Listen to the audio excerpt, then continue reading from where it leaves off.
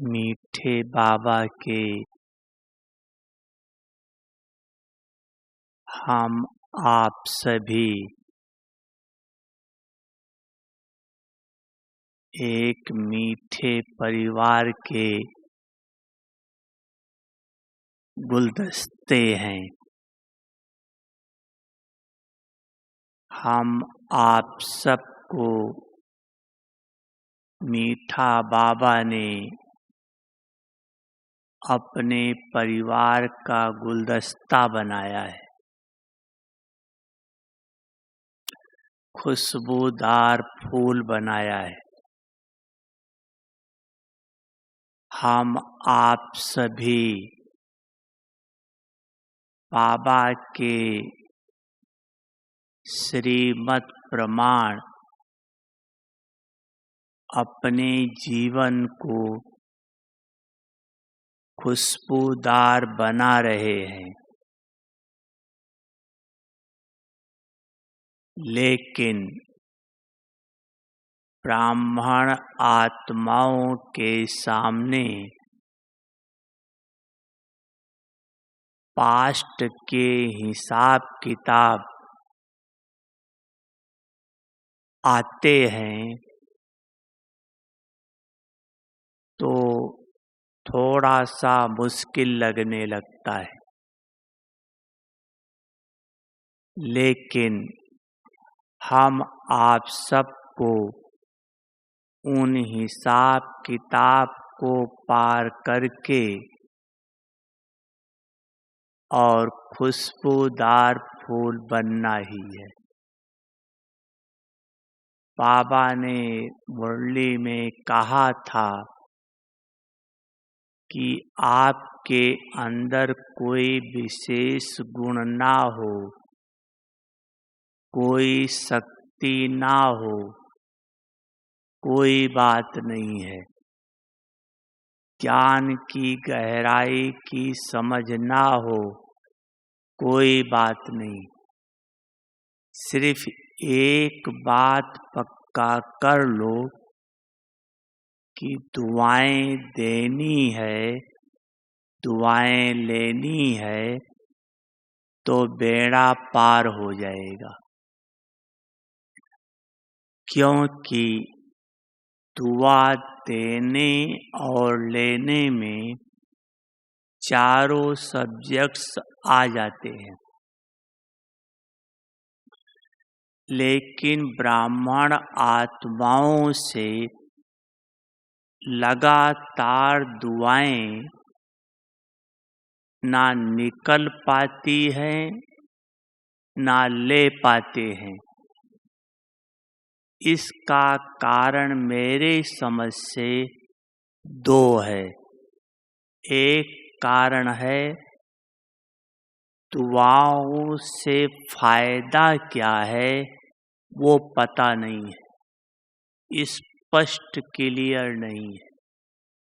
दूसरा है दुआएं किसे देनी है, किससे लेनी है और किस विधि से देनी है, किस विधि से लेनी है, ये क्लियर न होने के कारण मुश्किल लगता है। लेकिन बाबा हम आप सबको सब बातें क्लियर करके बता देता है। दुआ देने से बहुत फायदा है, देना और लेने से। पहली बात, हमारा हिसाब किताब खत्म होता है।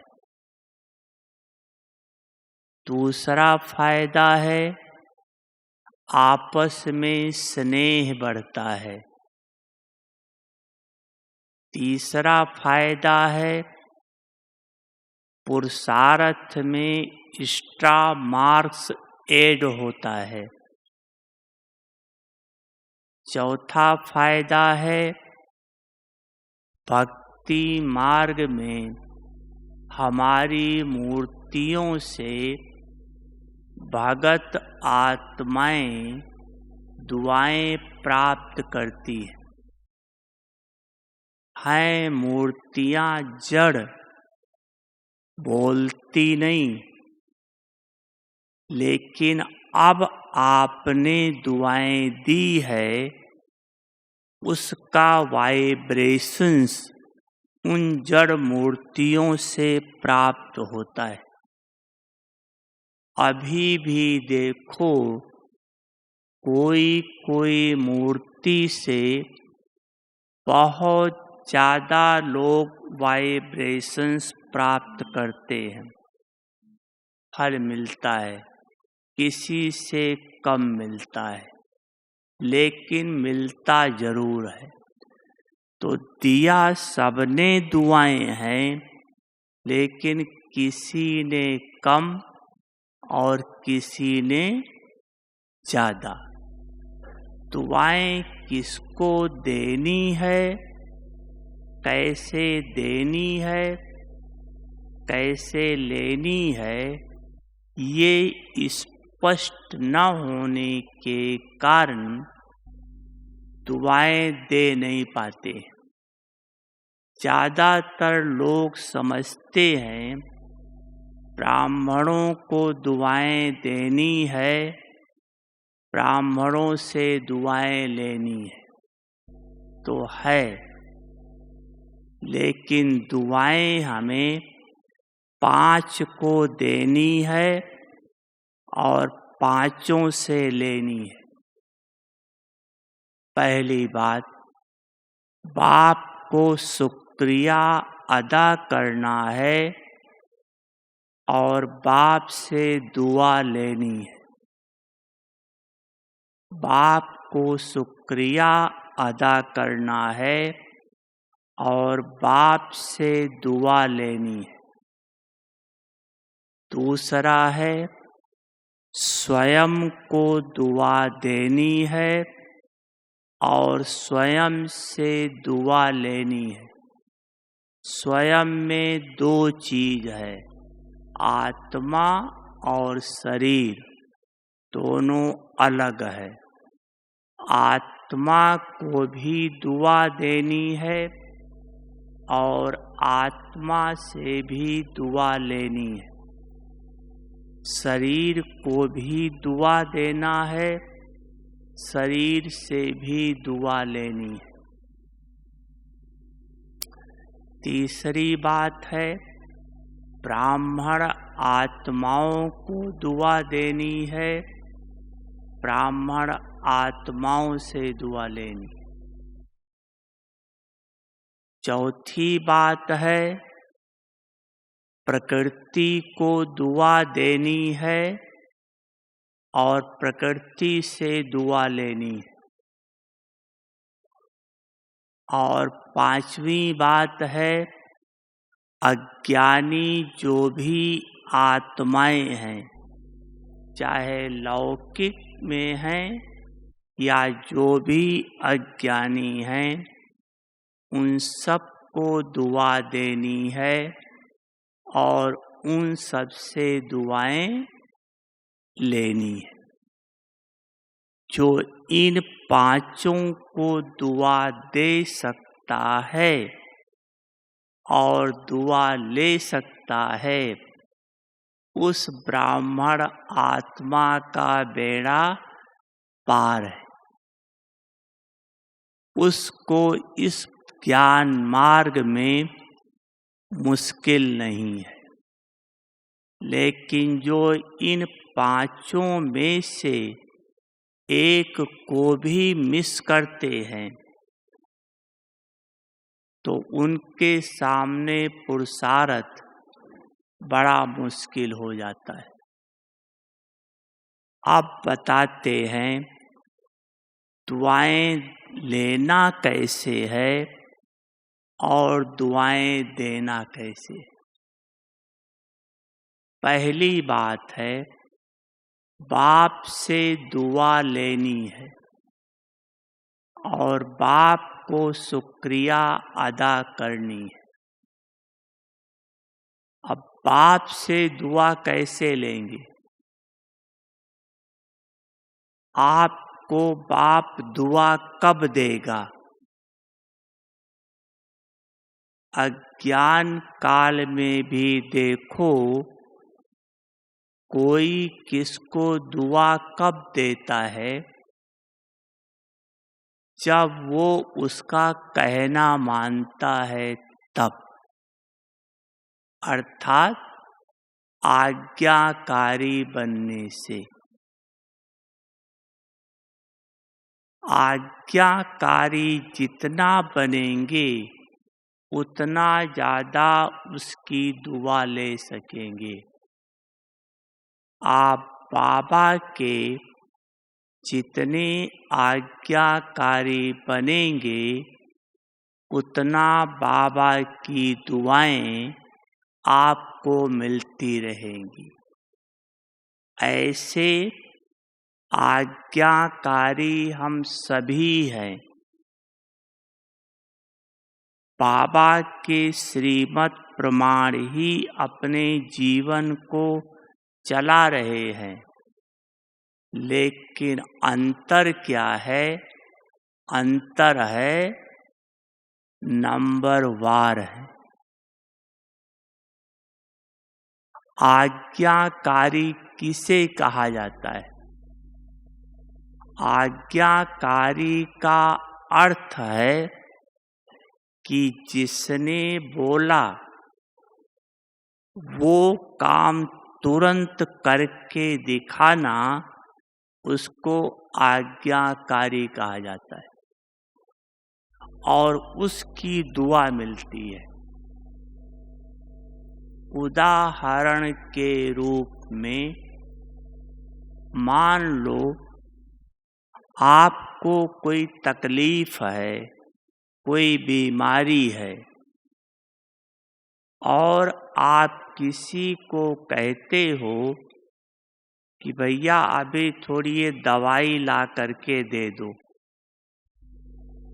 और वो दौड़ के जाता है, दवाई ला करके आपको दे देता है, तो आपके दिल से दुआ निकलेगी या नहीं? ऑटोमेटिक निकलेगी।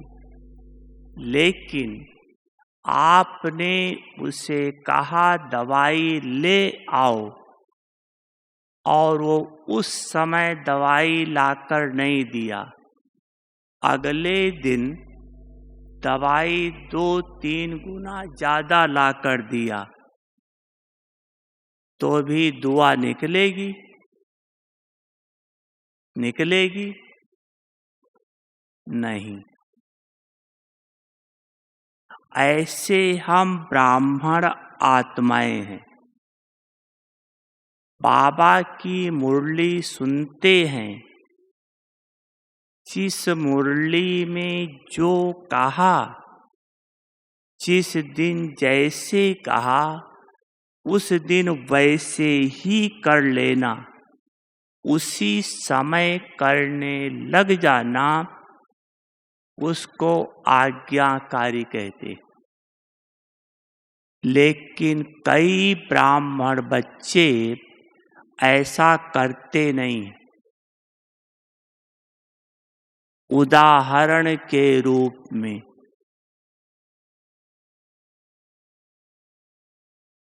जैसे बाबा की मुरली में आप सुनते हैं याद के बारे में, कभी बाबा कहता है बच्चे आप सब कुछ भूल अपन को आत्मा समझ परमात्मा बाप को याद करो। कभी बाबा कहता है कि बाबा इस तन में आया हुआ है, इस तन के द्वारा याद करो। कभी बाबा कहता है बाबा परम धाम में रहता है, आपको भी वहीं जाना है। आप बच्चों को बाबा को परम धाम में घर में याद करना है। कभी बाबा कहता है बाप परम धाम छोड़ करके अभी धरती पर आ चुका है। आप इनके द्वारा इस साकार दुनिया में याद करो। अब असली आज्ञाकारी उसे कहा जाएगा कि जिस दिन जिस रूप से बाबा ने कहा उस रूप से याद करना। लेकिन हम करते क्या हैं? हमारी जो प्रैक्टिस पड़ी है कि मैं आत्मा हूँ, ज्योतिर्बिंदु स्वरूप हूँ, बाबा भी ज्योतिर्बिंदु स्वरूप है, वो प्रेम का सागर है, हम मास्टर प्रेम का सागर हैं, वो सुख का सागर है, मास्टर सुख का सागर है। मतलब जो प्रैक्टिस पड़ी हुई है हम उसी प्रकार से ही याद करते। जो बाबा ने कहा है उस रीति से नहीं याद करते। मान लो किसी की प्रैक्टिस पड़ी हुई है आत्मा समझकर शिव बाबा को याद करने की। अब जिस दिन बाबा कहेगा कि आप इस ब्रह्मा के तन में याद करो, मैं यहाँ बैठा हूँ, तुम्हारे सामने बैठा हूँ, लेकिन अगर प्रैक्टिस पड़ी है परम धाम में याद करने की तो वो वहीं याद करेगा। इसको आज्ञाकारी नहीं कहा जाता है। आज्ञाकारी का अर्थ है जो कहा तुरंत करना और जैसे कहा वैसे करना। इस तरह की आज्ञाकारी बनने से फायदा क्या होता है? सबसे बड़ा फायदा ये है कि बाप का जो आशीर्वाद मिल जाता है, दुआ मिल जाती है, ये दुआ कमाल का काम करती है। जैसे देखो, अपनी मम्मा थी, बाबा थे, दादियाँ हैं, क्या इनके सामने पुराने संस्कार नहीं हैं क्या? इनके भी पुराने संस्कार थे, इनके भी हमारे आप जैसे हिसाब किताब थे। हम सबसे ज़्यादा इनको समाज का बंधन था, समाज से चुकतू करना पड़ा, लेकिन फिर भी नंबर 1 गई मम्मा। क्यों? इसका कारण है कि जैसे मम्मा पुरुषार्थ करने बैठती थी, उसके सामने पुराने संस्कार विघन के रूप में आते थे। लेकिन बाप की आज्ञाकारी होने के कारण बाप की आज्ञा उस विघन को दबा देता था। विघन पुरुषार्थ में विघन नहीं डाल पाता था। इस कारण से मम्मा का पुरुषार्थ एक रस तीव्र बढ़ता गया। हमारे सामने पुराने संस्कार विघन डाल देते, पुरुषार्थ धीमा पड़ जाता है। शारीरिक व्याधि आई मम्मा को, कैंसर था, लेकिन बाप का आशीर्वाद बीमारी फील होने ही नहीं दिया। बीमारी थी लेकिन बीमारी फील होने ही नहीं दिया। ये आशीर्वाद का फल है, भगवान का आशीर्वाद है। भगवान की दुआ है, कोई साधारण बात नहीं। जो ब्राह्मण बच्चा बाप का आशीर्वाद ले लेता है वो फिर तो नंबर 1 चला जाता है। हम ले नहीं पाते, बाप देता है। क्यों नहीं ले पाते हैं? क्योंकि संपूर्ण आज्ञाकारी बनते नहीं। इसलिए आज से ये लक्ष्य ले लो कि चाहे अव्यक्त मुरली चाहे साकार मुरली में जिस दिन जो बाबा ने कहा, जिस तरह से कहा, उसी तरह से हमें पुरुषार्थ करना है। आप एक दिन करके देखो, आपको पता पड़ जाएगा कि बाप का आशीर्वाद मिल रहा या नहीं। मिलता है उसकी निशानी है। पुरुषार्थ में सफलता, खुशी, उमंग, शक्तियों का संचार अंदर से एक जैसे आएगा कि मैं कर सकता हूँ। ये निशानी है कि बाप की दुआ या आशीर्वाद मिल रही है। अगर ये नहीं फील होता है तो बाप का दुआ मिल नहीं रहा है। तो बाप से दुआ लेने के लिए आज्ञाकारी बनो। और दूसरा, बाप को शुक्रिया अदा करो। आपके दिल से बाबा के लिए शुक्रिया कब निकलेगी? लौकिक दुनिया में देखो, शुक्रिया तब निकलती है जब कोई चीज आपके लिए असंभव होता है, लेकिन कोई मदद कर दे उस समय तो दिल से निकलेगी शुक्रिया या नहीं? ऑटोमेटिक निकलेगी। तो आप देखो कि बाबा ने हमको कितनी प्रकार की मदद दी है।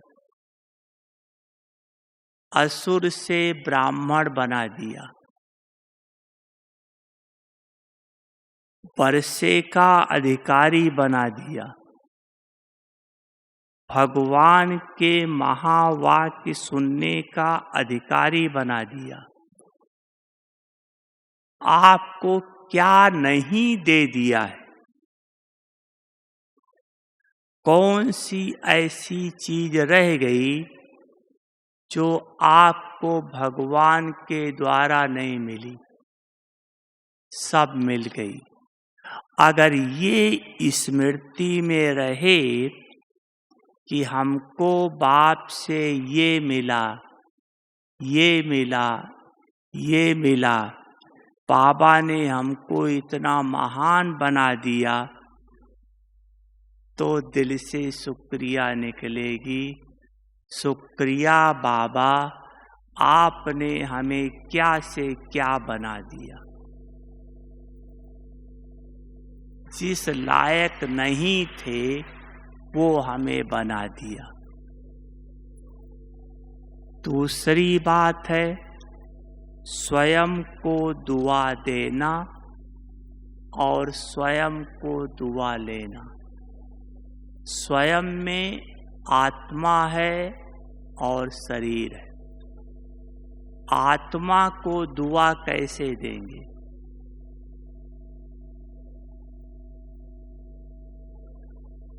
आत्मा को दुआ कैसे देंगे?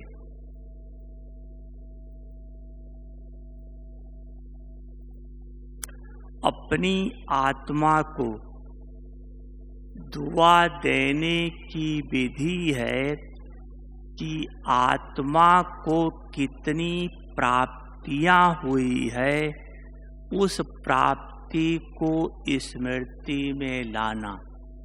तो जितना प्राप्ति को स्मृति में लाओगे, उतना अंदर से खुशी उत्पन्न होगी, उतना अंदर से उमंग आएगा।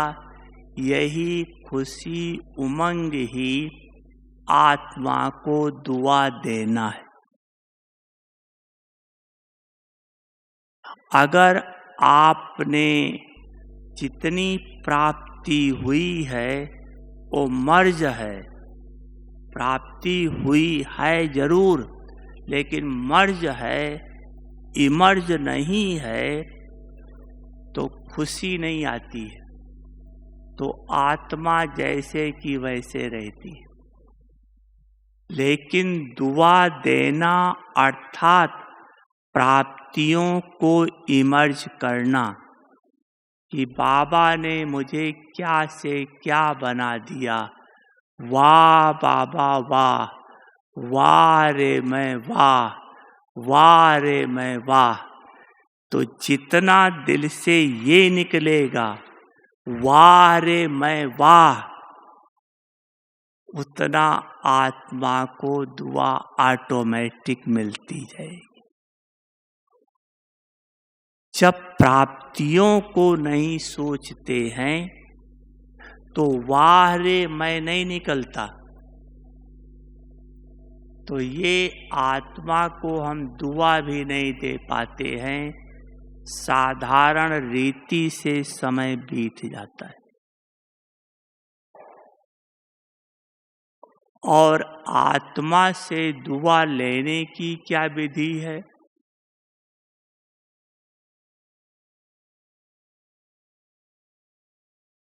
हाँ जी, बोलो पांडो। आत्मा से दुआ लेने की विधि क्या है? अपनी आत्मा से अपने कोई दुआ लेनी है।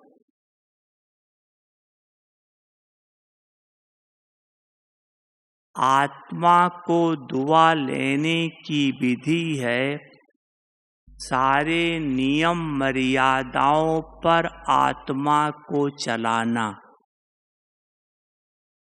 अगर जरा संकल्प मात्र भी ईश्वरीय नियम मर्यादाओं को तोड़ा तो आत्मा की खुशी गुम हो जाएगी। आत्मा को जो बाबा से शक्ति मिलती है वो मिलना बंद हो जाएगी। आत्मा का पुरुषार्थ रुक जाएगा। आत्मा को एक अपने आप से ग्लानि फील होने लगेगी। तो आत्मा से दुआ लेने की विधि है आत्मा को ईश्वरीय नियम मर्यादाओं पर चलाना। जो भी ईश्वरीय नियम मर्यादाएं मिली हुई है, चाहे 4 बजे उठने के लिए है, नहीं उठते हैं तो भी आत्मा को फिर खुशी नहीं मिल सकती, दुआ नहीं मिल सकती है। ऐसे ये शरीर है, इस शरीर को दुआ देनी है, इस शरीर से दुआ लेनी है। इस शरीर को दुआ ब्राह्मण आत्माएं देते नहीं।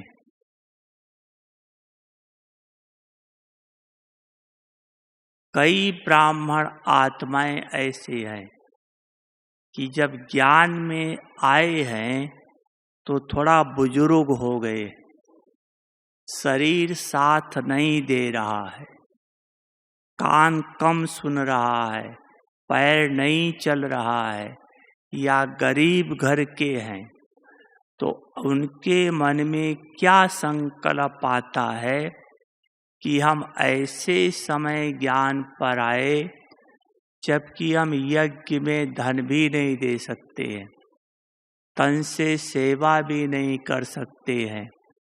ऐसे समय पर क्यों आए? मेरा शायद ड्रामा में पार्ट ही ऐसा है। ऐसे अपने बारे में सोचते हैं, दुखी हो जाते हैं। लेकिन ऐसा सोचना माना इस शरीर को श्राप देना है। इस शरीर को श्राप देना है। क्यों? क्योंकि ब्राह्मणों के संकल्प खाली नहीं जाते। ये अंडरलाइन कर लो अच्छी तरह से कि ब्राह्मणों के संकल्प खाली नहीं जाते, चाहे बुरा चाहे अच्छा। हाँ, टाइम का अंतर पड़ सकता है, संकल्पों के स्वरूप के आधार से अंतर पड़ सकता है। जैसे एक संकल्प ऐसे साधारण चल रहे हैं जिसका आपका कोई सोच विचार नहीं है, उसकी बात छोड़ो। एक मान लो आपने किसी के लिए बुरा सोचा, वो संकल्प हो। अब आपने बुरा सोचा, अब उस समय ये सिद्ध करता है कि आपकी आत्मा कितनी पावरफुल है। उस आधार से उसके ऊपर इफेक्ट पड़ेगा। अगर आपकी आत्मा ज़्यादा पावरफुल है तो आपका वो संकल्प बहुत इफेक्ट करेगा जल्दी। लेकिन याद रखना, अगर एक अपना निगेटिव संकल्प सिद्ध कर लिया तो उस समय तक की हुई तपस्या सब कुछ आपकी जल के खत्म हो गई। एकदम निल्ल हो जाओगे। कोई संकल्प है, हम अच्छा करते हैं लेकिन स्वार्थ रहता है। जैसे सोचते हैं ये वीआईपी ज्ञान में निकल पड़े तो इससे बहुत सेवा होगी, चाहे तन मन धन जो भी सेवा होगी। अब ये जो आपका संकल्प है सेवा, लेकिन अंदर शुद्ध स्वार्थ है। ये संकल्प सिद्ध होने में देर लगेगी, वो वीआईपी जल्दी ज्ञान में नहीं निकलेगा। अगर आप इस तरह से सोचो कि ये भी आत्मा है, शिव बाबा का बच्चा है, बाबा के घर में आया है, चाहे सेंटर चाहे यहाँ कहीं भी, ये बाबा से अपना बरसा ले ले, ये बाप का बच्चा बन जाए, आत्मा समझकर सोचो तो आपका वो संकल्प तुरंत सिद्ध हो जाएगा। हमको याद है एक बार माउंट आबू में राजीव गांधी आए थे, तो सारे दादी उनसे मिली। मिलने के बाद वो सब चला गया तो अव्यक्त बाबा आया था। दादी ने समाचार दिया कि ऐसे ऐसे आया था, उनसे मिले। तो बाबा ने कहा, आपने उसको राष्ट्रपति की नज़र से देखा या आत्मा की नज़र से देखा? अगर राष्ट्रपति की नज़र से देखा होगा तो सिर्फ प्रभावित हुआ होगा। अगर आत्मा की नज़र से देखा होगा तो बाप से बरसा जरूर लेगा। कितना अंतर। और हम सब मेजॉरिटी वीआईपी को वीआईपी की नज़र से देखते, जिस स्थिति वाला है, इसलिए थोड़ा टाइम लग जाता है। वहाँ आत्मक स्थिति लाओ, उसका फल जल्दी मिलेगा। इसलिए ब्राह्मण कभी भी अपना नेगेटिव संकल्प किसी के ऊपर सिद्ध करने का पुरुषार्थ न करे। उनका नुकसान तो भले होगा, लेकिन आपकी भी की कमाई सारी चौपट हो जाएगी। उससे ज़्यादा नुकसान अपना हो जाएगा। इसलिए हमेशा शुद्ध सोचो। शुद्ध सोचने से फायदा बहुत होगा। हिसाब किताब खत्म हो जाएगा, जल्दी खत्म हो जाएगा। तो एक है आत्मा को दुआ दो, दुआ लो। दूसरा इस शरीर को दुआ दो। तो शरीर के बारे में बता रहे थे, जो उल्टा सोचते हैं। बाबा ने कहा था कभी भी ऐसे नहीं सोचो। एक उदाहरण देकर बताया था, जैसे घोड़ा होता है या कोई भी पालतू जानवर है, अगर आप उसका पीठ थपथपाते रहो, उसे प्यार करते रहो, तो वो आपका अंत तक साथ देगा। देगा या नहीं देगा? और अगर उसे मारते रहो, दुख देते रहो तो नहीं ना। तो ऐसे बाबा ने कहा, इस शरीर को आप थपथपाते रहो तो ये आपको अंत तक सहयोग देता रहेगा। अब जैसे देखो, आपके एक एक अंग की महिमा देखो। आपके आँख में चश्मा लगा है। अब आप देखो, बाबा के बनने के बाद इस चश्मे वाली आँख का भाग्य देखो कि इस चश्मे वाली आँख ने भगवान का घर देखा, भगवान का रथ देखा, भगवान का परिवार देखा, भगवान का अवतरण होते हुए देखा। वाह चश्मे वाली आँख, वाह! कितना श्रेष्ठ भाग्य इस चश्मे वाली आँख की थी। सोचो, जब आँख अच्छी थी तब तो पता नहीं क्या कबाड़ खाना देखते थे। आप देखो, घुटना नहीं चलता है। मेजॉरिटी देखा है लोगों का, घुटना नहीं चल रहा है। लेकिन जो पैर का घुटना नहीं चल रहा है, इस घुटने ना चलने वाले का भाग्य देखो कि इस घुटने ने आपको भगवान के घर में ले आया। इतना बड़ा तीर्थ करा दिया। वाह घुटना घुटने वाला, वाह! जो ऐसा घुटना था जो हमको भगवान के घर तक पहुंचा दिया। और यही नहीं, यही घुटना चारों धाम की तीर्थ यात्रा भी करके आएगा। मधुबन भी जाएगा, ज्ञान सरोवर भी जाएगा, सब जगह घूम के आएगा। तो बोलो, घुटना वाला भाग्यशाली है या नहीं है? है, बहुत भाग्यशाली है।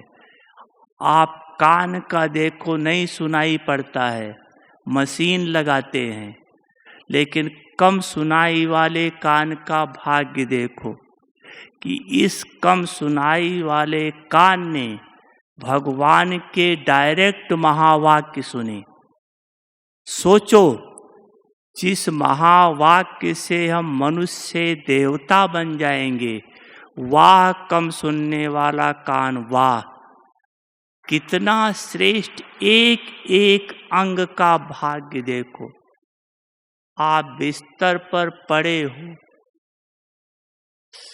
वैसे कुछ नहीं कर सकते हो, दुनिया के हिसाब से बेकार हैं, लेकिन आप बिस्तर पर पड़े, एक बार मन से मुंह से निकला, बाबा, आपका पदम गुना जमा हो गया। बाबा, कितना वाइब्रेशंस फैल गया। सोचो, वो बीमारी कितनी भली जो लेटे लेटे इतना कमाई करा रही है। इसलिए आप हमेशा इस शरीर को सदा थपथपाते रहो कि वाह मेरा बुढ़ा शरीर, वाह वाह मेरा बुढ़ा शरीर, वाह भगवान को मिला दिया, भगवान से वर्षा दिला दिया। ऐसे इसको दुआ देते रहो। आप देखो ये शरीर आपका साथ देता है या नहीं देता है। देगा, हिसाब किताब भी है, थोड़ा आएगा, लेकिन हिसाब किताब जल्दी खत्म हो जाएगा। क्यों? पहले बताया, ब्राह्मणों के संकल्प में पावर बहुत ज्यादा है। सिद्ध होने की सिद्धि ब्राह्मणों के संकल्प को प्राप्त है। क्यों? क्योंकि वो संकल्प स्वयं सिद्धिदाता बाप ने दिया है, सिद्ध होगा। तीसरी बात है, प्रकृति से दुआ लो और प्रकृति को दुआ दो। कई प्रकृति को बहुत बद्दुआ देते। अगर प्रकृति को बद्दुआ दिया तो प्रकृति आपको सुख नहीं देगी। प्रकृति का ये शरीर भी है और प्रकृति के साधन से ये शरीर चलता है। अगर प्रकृति को बद्दुआ दिया तो दोनों में आपको मुश्किल पड़ेगा। ये शरीर भी कम साथ देगा और जो शरीर को चाहिए वो भी मतलब भर के लिए प्राप्त नहीं होगा। कैसे बद्दुआ देते हैं? मान लो अभी गर्मी बहुत है, अभी तो नहीं है, लेकिन मान लो गर्मी बहुत है। क्या कहते हैं? देखो कितनी गर्मी है। प्रकृति भी तमो प्रधान हो गई है, प्रकृति भी ऐसी हो गई है। अब गर्मी तो है ही, आपको पता है, ठंडी गर्मी बरसात आती है। उसको दुआ दो, बद्दुआ नहीं दो। ऐसे शब्द कहना है, बद्दुआ देना। दुआ क्या दो? वाह, कितना सुंदर प्रकृति का नियम है। अभी इतनी तेज गर्मी है, इस तेज गर्मी से पूरे सागर से सूरज वाष्प पानी बनकर जाएगा, फिर बरसात में यही सारा पानी धरती पर मीठा होकर बरसेगा, जिससे सारे संसार का जीवन चलेगा। जल ही जीवन है। इसको कहा जाता है दुआ देना। प्रकृति को दुआ दो, बद्दुआ नहीं। इस समय प्रकृति बहुत तमो प्रधान है। ब्राह्मण कैसे प्रकृति को दुआ दे सकते हैं? दो विधि है। एक विधि है प्रकृति को सतो प्रधान बनाकर, क्योंकि प्रकृति तमो प्रधान है, सतो प्रधान बनाकर। और दूसरा प्रकृति जीत बनकर, प्रकृति जीत बनकर दो रीति से प्रकृति को दुआ दे सकते हैं। पहली बात, प्रकृति को सतो प्रधान बनाकर इस समय आत्मा को जितना पावन बनाना जरूरी है, उतना प्रकृति को भी पावन बनाना जरूरी है। क्यों? क्योंकि जितना प्रकृति को पावन बनाएंगे, उतना पावन प्रकृति पर राज्य करेंगे। सतयुग में, प्रकृति आदि में संपूर्ण सतो प्रधान होगी, पांचों तत्व सतो प्रधान होंगे। अब अगर इस समय आपने प्रकृति को संपूर्ण सतो प्रधान बनाया,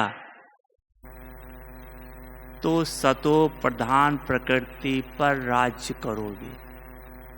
अगर प्रकृति को सतो प्रधान नहीं बना रहे हो, तो सतो प्रधान प्रकृति पर राज्य नहीं कर सकोगे। जितना प्रकृति को सतो प्रधान बनाया है, उसी समय आकर आपको राज्य मिलेगा। ऐसे तो है नहीं कि सतो प्रधान दूसरा बनाए और राज्य हम करें, ये तो होगा नहीं। जो जितना करेगा उतना वो पाएगा। अब प्रकृति को सतो प्रधान बनाने की विधि क्या है? प्रकृति को सतो प्रधान बनाने की विधि है कि आप आत्मा बाबा की याद में इस प्रकृति से स्वयं को डिटैच कर लो। इस प्रकृति से दूर करके, चाहे सूक्ष्म वतन में, चाहे मूल वतन में, बाबा के पास बैठकर जो आप संकल्प करोगे, उस संकल्पों का वाइब्रेशंस प्रकृति पर पड़ेगा। वो वाइब्रेशंस प्रकृति को सतो प्रधान अवश्य बनाएगा। अगर आप इस प्रकृति से परे नहीं हो पाए और आप संकल्प करो प्रकृति को पावन बनाने का, तो वो संकल्प काम नहीं करेगा।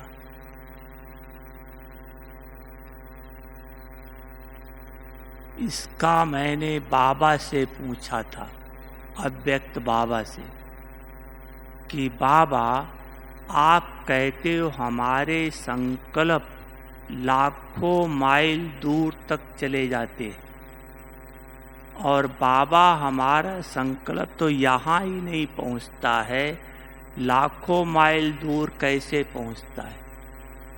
अब हमें क्या संकल्प चल रहा है आपको पता पड़ रहा है?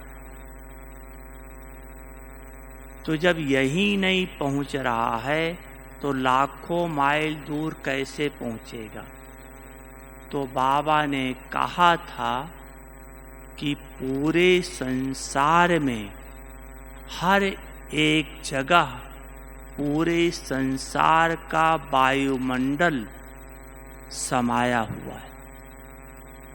तो जो आप संकल्प करते हो, उससे तमोप्रधान वायुमंडल फैलाने वाले आत्माएं और वाइब्रेशंस बहुत ज़्यादा हैं।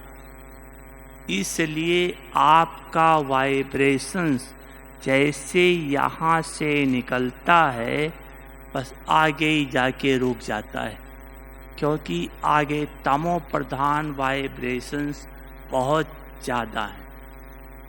अब पहुँचे उसकी विधि।